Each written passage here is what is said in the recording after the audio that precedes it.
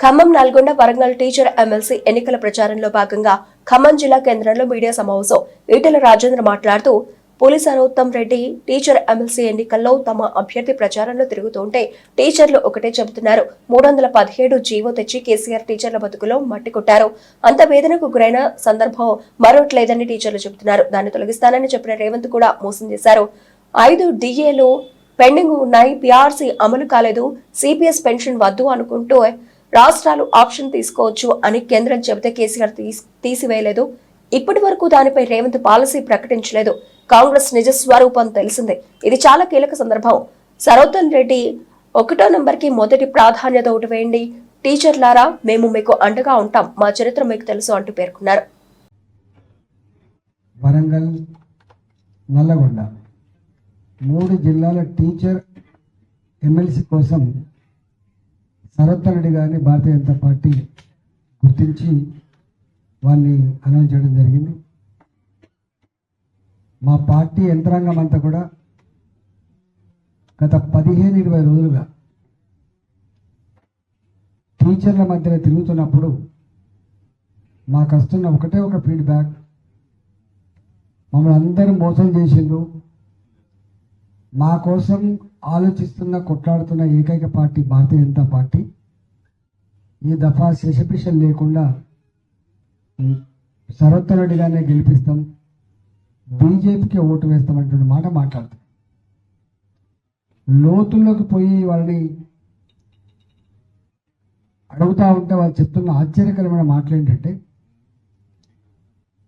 317 GO తెచ్చి మా టీచర్ల బతుకుల్లో మట్టి కొట్టిండు, కంటి మీద కురుకు లేకుండా చేసిండు. మా మొత్తం చరిత్రలో ఇంత వేదనకు గురైనటువంటి సందర్భం ఎప్పుడు లేదు. అది కేసీఆర్ హయాంలో వచ్చిన 317 జీవో ప్రకారం వచ్చింది. మీరే స్వయంగా వచ్చి మా టీచర్ ఆత్మహత్య చేసుకుంటే పలకరించిపోయిండ్రు మహబూబాబాద్ జిల్లాలో. దీన్ని సరి చేస్తామని చెప్పినటువంటి రేవంత్ రెడ్డి గారు 15 నెలలు గడిచినప్పటికి కూడా ఆ 317 జీవోని సరిచేసిన పాపన పోలేదు. మా పెన్షన్ దూరం కాలేదు. కాబట్టి ఈ దఫా 2 పార్టీలు, అటు బీఆర్ఎస్ సపోర్ట్ చేస్తా అన్నటువంటి వ్యక్తులకు కానీ, కాంగ్రెస్ పార్టీ సపోర్ట్ చేస్తా అన్నటువంటి వ్యక్తులకు కానీ మేము ఓటు వేయం.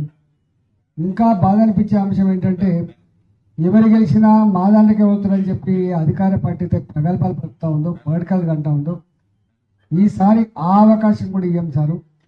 భాజపా భారతీయ జనతా పార్టీ అభ్యర్థి అయితేనే ఇవాళ బరిగీసి కొట్లాడతారనేటువంటి భావన వ్యక్తం చేస్తారు. రెండవది, ఇవాళ టీచర్లందరూ కూడా 5 డిఏలు పెండింగ్ ఉన్నాయి. ఇదే రేవంత్ రెడ్డి గారు ఎన్నికల ముందు ఎన్ని ప్రగల్భాలు పలికిండు, ఎన్ని హామీలు ఇచ్చిండు, అవన్నీ ప్రజల కళ్ళల్లో ఇలా కదలాడుతూ ఉన్నాయి. మీకు కూడా బాగా తెలుసు. ఇప్పటికీ డిఎల్ రాలే, ఇప్పటికీ పిఆర్సీ అమలు కాలే. ఈ 2 కాకపోగా మూడవది, కేంద్ర ప్రభుత్వం ఈ సిపిఎస్ పెన్షన్ విధానం ఏదైతే ఉందో మీరు వద్దనుకుంటే మీ రాష్ట్రాలలో మీరు నిర్ణయం తీసుకోండి అని చెప్పి గడువిచ్చింది. ఆనాడు తప్ప వాళ్ళు దాని నుంచి బయటపడలే. రేవంత్ రెడ్డి గారు ఈ సిపిఎస్ సిస్టాన్ని తీసి బంగాళాఖాతం వేస్తానటువంటి రేవంత్ రెడ్డి గారు ఇప్పటి వరకు సిపిఎస్ విధానం మీద తన పాలసీ ఏందో ప్రకటించలేదు. ఇవన్నీ ఒక ఎత్తు అయితే రిటైర్మెంట్ స్టార్ట్ అయింది. మన 61 సంవత్సరాల తర్వాత రిటైర్మెంట్ ఈ మధ్యలో స్టార్ట్ అయింది. రిటైర్డ్ అయినటువంటి ఉద్యోగులకు రావాల్సిన బెనిఫిట్స్ ఏవైతున్నాయో ఆ బెనిఫిట్స్ కూడా 15 నెలలుగా పే చేయలేని దౌర్భాగ్య పరిస్థితిలో రాష్ట్రం. అంటే మేము ఏ రూపంలో చూసినా కూడా అటు బీఆర్ఎస్ పార్టీ కానీ, ప్రగల్భాలు పలికిన కాంగ్రెస్ పార్టీ కానీ మాకు మోసం చేసినాయి, దగా చేసినాయి. వాళ్ళ వాసన కూడా తగలద్దు, వాసన ఉన్న క్యాండిడేట్ కూడా మీకు ఓటేయమని చెప్పి బాగా చెప్తాం. గతంలో యూటీఎఫ్ వాళ్ళు పోటీ చేసిండు, ఎమ్మెల్సీగా ఉన్నాడు, కానీ ఏమి ఒరగబెట్టింది లేదు. మా కోసం కొట్లాడతాడు, మా సమస్యలు పరిష్కరిస్తాడని చెప్పి కొండంత ఆశతో గెలిపితే ఆయన కూడా మాకు ఉరగబెట్టింది ఏం లేదు. కాబట్టి సరోత్తమ్ రెడ్డి గారు అపారమైన అనుభవం ఉన్నటువంటి వ్యక్తి.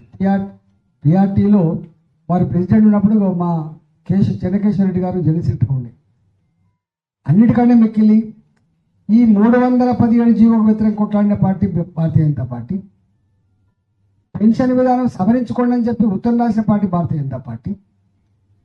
అన్నిటికంటే ముఖ్యంగా మొన్న ఇన్కమ్ ట్యాక్స్ దాంట్లో 12 లక్షల రూపాయలు 75,000 స్టాండర్డ్ డిడక్షన్తో కట్టుకుంటే 12,75,000 రూపాయల వరకు కూడా ఒక సింగిల్ పైసా ఇన్కమ్ ట్యాక్స్ కట్టాల్సిన అక్కర్ లేదని చెప్పి ఈ ప్రభుత్వ ఉద్యోగులకి మధ్యతరగతి వర్గాలకు అండగా ఉన్న ప్రభుత్వం మోడీ గారి ప్రభుత్వం అని చెప్పి ఇలా మొత్తం భావిస్తారు. ఎక్కడ పోయినా జరుగుతాం చేస్తే భారతీయ జనతా పార్టీ మేలు చేసింది తప్ప ఎవరికి ఇంత హాని చేసిన పాపన పోలేదు. చాలా ప్రాక్టికల్గా ఉంది అనే మాట మాట్లాడుతారు. ఇవన్నీ ఒక ఎత్తు అయితే వీళ్ళు విజ్ఞులు కాబట్టి, మేధా సంపన్నులు కాబట్టి, సామాజిక దృక్పథం కలిగిన వాళ్ళు కాబట్టి టీచర్లు అంటున్న మాట ఏంటంటే ఇప్పుడు అన్నీ అయిపోయినాయి సార్, ఇంతకుముందు అంటే ఆ సంఘం ఈ సంఘం అనేది సంఘాల పరంగానే కాకుండా దేశం గురించి కూడా ఆలోచించాల్సిన అక్కడ ఉన్నది. మోడీ గారు వచ్చిన తర్వాత దేశంలో సురక్షితం, దేశం సుభిక్షం, దేశంలో నిరుద్యోగ సమస్య పరిష్కారానికి వాళ్ళు పడుతున్న తపన, ఇక్కడ make in India, made in India ఇవాళ స్లోగన్ పరిమితం కాకుండా ఎట్లా మోడీ గారు సపోర్ట్ చేస్తున్నాడు. 2024-25 బడ్జెట్లో 4 లక్షల కోట్ల రూపాయలు బాజాప్తా నిరుద్యోగ సమస్యను ట్యాకిల్ చేయాల్సి అక్కడ ఉన్నది. యువశక్తిని దేశ పురోగమనంలో భాగం చేయాల్సి అక్కడ ఉందని చెప్పి వాళ్ళు చేస్తూ ఉన్నారు. మొన్న 2025 and 26 బడ్జెట్లో కూడా ఇవాళ ఉపాధి కేంద్రంగా గొప్ప నిర్ణయాలు తీసుకుంటున్నారని చెప్పి ఇలా వాళ్ళు మాట్లాడుతూ ఉన్నారు. ఇవన్నీతో పాటుగా ఇవాళ ఏ రంగాన్ని చూసినా కూడా 2014 లోపు నేషనల్ హైవేస్ ఏంటి, 2014 లోపు ఎయిర్పోర్ట్ల సంఖ్య ఏంది, 2014 లోపు రైల్వేస్ పరిస్థితి ఏంది, కంపేర్ చేస్తే నక్కకు నాగలోకానికి ఉన్నంత తేడా ఉంది. ఆనాటి ప్రభుత్వాలు కోల్ స్కాములలో, బోఫర్ స్కాములలో లోపు రైల్వేస్ పరిస్థితి ఏంది, కంపేర్ చేస్తే నక్కకు నాగలోకానికి ఉన్నంత తేడా ఉంది. ఆనాటి ప్రభుత్వాలు కోల్ స్కాములలో, బోఫర్ స్కాములలో, 2G స్కాములలో సొంత మంత్రులే జైలుకు పోయిండ్రు. కానీ 11 సంవత్సరాల మోడీ గారి పరిపాలనలో ఎక్కడికింత మచ్చ లేకుండా, జాతి తరలించుకోకుండా గొప్ప పరిపాలన కొనసాగుతూ ఉంది. ఇంతకంటే ఎక్కువ ఏం కావాలంటారు. అంతేకాదు, ఒకప్పుడు భారతదేశం అంటే చిన్న చూపు ఉన్నటువంటి దేశం, మీకు తెలుసు, థర్డ్ వరల్డ్ కంట్రీ, పేద దేశం అనే దేశం, రష్యా సపోర్ట్ తోటో అమెరికా సపోర్ట్ తోటో బతుకుతున్న దేశంగా చెప్పని దేశం. IMF అప్పుల మీద ఆధారపడి, వరల్డ్ బ్యాంక్ అప్పుల మీద ఆధారపడి, ఏషియన్ డెవలప్మెంట్ అప్పుల మీద ఆధారపడి నడిచిన దేశం ఇవాళ ఎక్కడ ఏది లేకుండా ప్రపంచంలో అతివేగంగా అభివృద్ధి చెందుతున్న దేశంగా ఇవాళ మోడీ గారి నాయకత్వంలో ఒక భరోసా వచ్చింది. ఇవాళ నిన్న మనం చూసినాం, అమెరికాకు పోతే మన ప్రధానమంత్రి గారికి దొరికిన గౌరవం, వారు సంతకం పెడుతున్నప్పుడు అమెరికా ప్రెసిడెంట్ నిలబడి కుర్చీ జరిపే పరిస్థితి.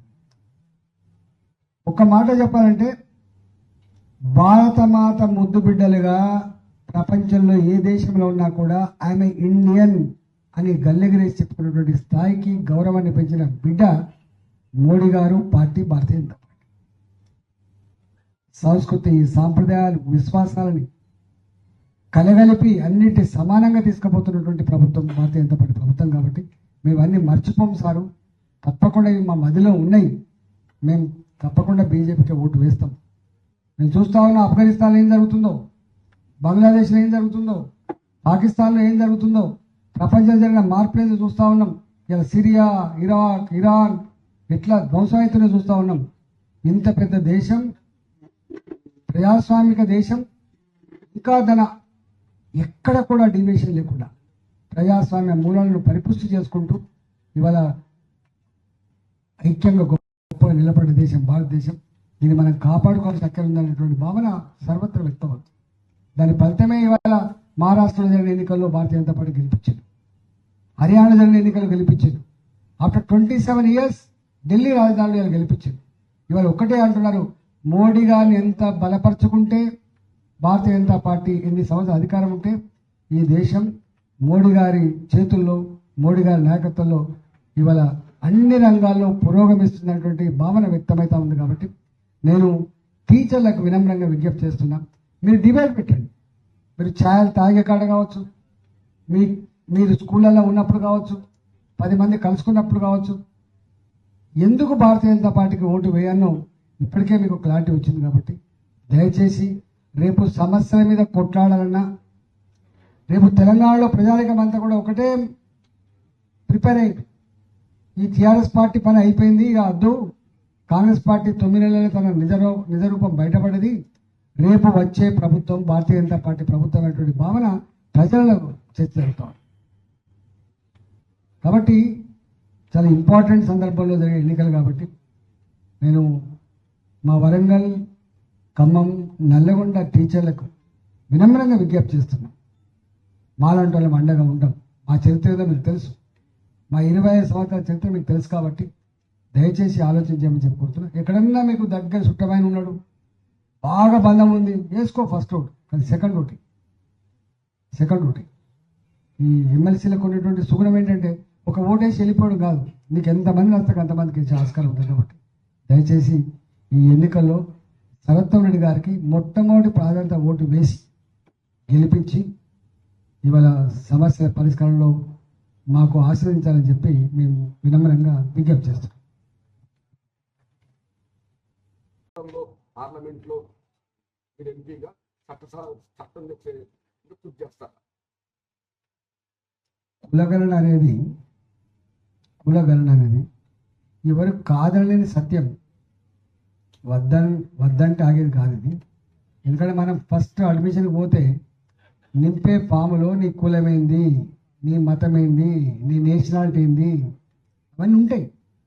ఇవాళ ఈ దేశంలో కులాన్ని విస్మరించలేము.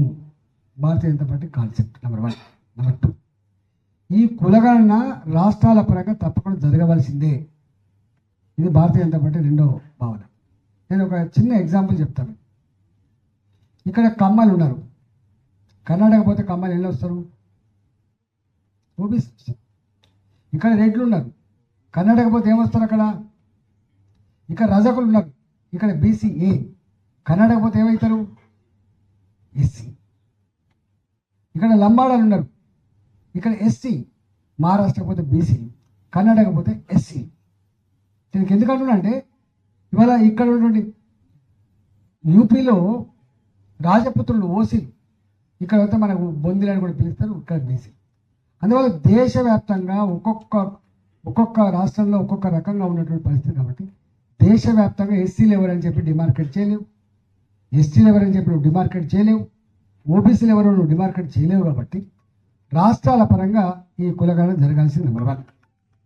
నెంబర్ 2 ఏంటంటే నీకు నిజాయితీ ఉంటే, చిత్తశుద్ధి ఉంటే, దానికి అథెంటిక్గా బాజాప్తా దానికి ఒక కమిషన్ వేసి ఇవో దీని నాయకత్వంలో దీనికి డబ్బులు కేటాయిస్తున్నాం, దీని రోజులలో సైంటిఫిక్గా తీస్తామని చెప్పండి. మద్రాసులో, తమిళనాడులో వాళ్ళు బాజాప్తా చట్టబద్ధమైనటువంటి కమిటీ వేసి బాజాప్తా సర్వే చేసి ఇగో మా సోషల్ స్టేటస్కి ఇది, మా రాష్ట్ర స్టేటస్కి ఇది, మేము ఇట్లా చేసుకోవడం అని చెప్పి చేసుకున్నారు వాళ్ళు. ఇవాళ బీహార్ ప్రయత్నం చేసింది. మీరు కూడా ఇవాళ నువ్వు అంటున్నావు దేశవ్యాప్తంగా, ఈ తెలంగాణ రాష్ట్రంలో నువ్వు అన్నిటి జనాభా డే బై డే పెరుగుతుందనేది యాక్సెప్ట్ చేస్తావు కదా. అది 0.5% పెరుగుతుందా, 1% పెరుగుతుందా పక్కన పెడితే జనాభా పెరుగుతుందనేది సత్యం. జనాభా కొంచెం ఇల్లిటరసీ ఉన్న దగ్గర ఎక్కువ పెరుగుతుంది, కొంత బాగా ఎడ్యుకేటెడ్ ఉన్న దగ్గర తక్కువ పెరుగుతుంది అనేది కూడా వాస్తవం. మరి ఎస్సీల జనాభా పెరుగుతున్నది, ఎస్టీల జనాభా పెరుగుతుంది, ఓబీసీల జనాభా తగ్గుతుందా? చెప్పండి, మీరు చెప్పండి. ఇవాళ ఎంత దుర్మార్గం అంటే నీకు ఒక విషయం తెలుసా? 2011 జనాభా లెక్కల ప్రకారం ఇక్కడ 3,67,00,000 మంది, 2011 సెన్సస్ ప్రకారం. ఇవాళ 2025 నాకు తెలిసి 4.5 కోట్లు దాటిపోయి ఉంటుంది. 3 కోట్లు కాదు, 4.5 కోట్లు దాటిపోయి ఉంటుంది. మరి 4.5 కోట్లలో నీ లెక్క ఎంత వచ్చింది? నీ కులాపరంగా లెక్క వచ్చింది? నీకు నిజాయితీ ఉందా? మళ్ళీ ఎందుకు ఒక నిజంగానే నీ నిజాయితీ ఉండి నీ రిపోర్ట్ కరెక్టే అయితే ఎందుకు ఇవాళ మళ్ళీ సెకండ్ టైంలో పోతా ఉన్నావు? అంటే ఏదో రఫ్ చేసి మోసం చేసి తిమ్మిని బమ్మి చేసి నేనేదో ఛాంపియన్ అని చెప్పుకునే ప్రయత్నం చేసినావు. కానీ ప్రతి నిర్ణయం బూమరాంగ్ అవుతుంది. ప్రతి నిర్ణయం ఇవాళ నీకు రివర్స్ వస్తూ ఉంది. సోయి తెచ్చుకో. దీన్ని ఇక్కడ మాట్లాడతాడు రాహుల్ గాంధీ గారు, దేశ పార్లమెంట్లో మాట్లాడతాడు. Telangana is nothing but state of weaker sections. 90% population ఇవాళ అణగారిన వర్గాల నిలయం అని చెప్పి ప్రకటించావు కదా. మరి అణగారిన వర్గాల నిలయాన్ని ప్రకటించబడ్డ ఈ రాష్ట్రంలో మరి నీ బీసీ జనాభా 46% ఉంటుందా? 46 తగ్గించు. అందుకని కాంగ్రెస్ పార్టీ నిజాయితీ లేదు. చెయ్యి రాష్ట్ర పరిధిలోకి వస్తుంది. ఎవరు తప్పడతారు? ఇక్కడ మరాఠాలు ఉంటారు, ఇక్కడ మరాఠాలు, మహారాష్ట్ర మరాఠాలు ఉంటారు, అనేకం ఉన్నాయి. ఇట్లా 1 or 2 కాదు. నాకు తెలిసి ఇప్పటిదాకా దేశవ్యాప్తంగా 2 కులాలు అంతటా ఓసిలుగా తెలంగాణ, ఒకటి వైశ్యులు, 2 బ్రాహ్మణులు. మిగతా ఎవరు కూడా ఇక్కడ కాదు. మీకు క్షత్రియులు కారు, చివరికి జాట్ కూడా కాదు అక్కడక్కడ. అందుకని మేమేమంటున్నాం, భారతీయ జనతా పార్టీగా మోసం చేయండి. డ్రామా కంపెనీ కాదు ఇది. ప్రజల జీవితాలతో చెలగాటమాడే ప్రయత్నం చేయకండి. అందుకనే ఓటు వేసేటప్పుడు ప్రతిదీ కూడా కౌంట్ చేసుకోవాలి, తర్కించుకోవాలి. ఎవడు మనోడు, ఎవడు మందోడు, ఎవడు మాట చెప్పి తప్పెటోడు, ఎవడు మాట ఇస్తే కట్టుబట్టోడు అనేది ఉండాలి. నేను మోడీ గారు ఉన్నారు, సచ్చినా అమలుగా హామీ లేడు, ఇచ్చిందంటే 100% అమలు కాదు. ఈయన హామీలనే అమలు చేస్తున్న ప్రభుత్వం ఈ ప్రభుత్వం. గుర్తుపెట్టు. వీళ్ళేమో డ్రామా కంపెనీ ఎన్నికలు ఒడ్డెక్కదాకా ఓడమల్లప్ప, ఒడ్డెక్కినాక బోడమల్లప్పలాగా మాట్లాడతారు. వీళ్ళు ఇవాళ బీసీల గురించి మాట్లాడుతున్నాడు. ఈ దేశాన్ని పాలించినాడు ఎవడండి? నేను మొన్న పార్లమెంట్ అడిగినా, నువ్వు మాట్లాడుతున్నావు ఈ దేశాన్ని ఈ 77 సంవత్సరాలు పరిపాలిస్తే దాన్ని 48-49 సంవత్సరాలు పాలించింది కేవలం కాంగ్రెస్ పార్టీ. గుర్తుపెట్టుకో. మరి 50 సంవత్సరాలు పాలించినవు ఇక్కడ ఈ రాష్ట్రంలో ఇప్పుడు 1956 ఇవాళ 2025 దాదాపు 70 సంవత్సరాలు, 69-70 సంవత్సరాలు. ఈ 70 సంవత్సరాల చరిత్రలో దాదాపు 40-45 సంవత్సరాలు పాలించి నువ్వే కదా, కాంగ్రెస్ పార్టీ కదా. ఒక్క బీసీ ముఖ్యమంత్రి చేయకపోతుంది, ఒక్క బీసీ ముఖ్యమంత్రిని ఎవడడం వచ్చింది నీకు? ఒక ఎస్టీ ముఖ్యమంత్రి చేయకపోతుంది, ఇలా మైనార్టీల గురించి ఉరకపోతావు కదా, ఒక మైనార్టీ ముఖ్యమంత్రి చేయకపోతుంది.